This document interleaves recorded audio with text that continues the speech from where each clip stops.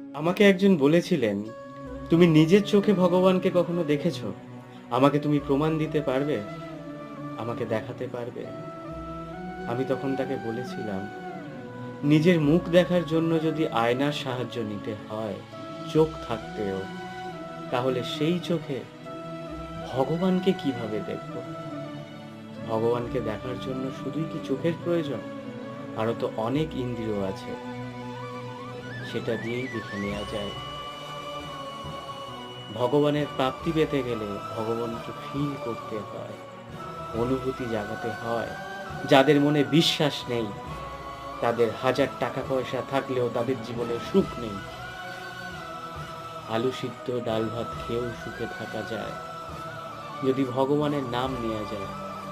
আর যারা ভগবানের নাম নেয় না, তারা জীবনে কখনো সুখী হতে পারে না। হরি বল।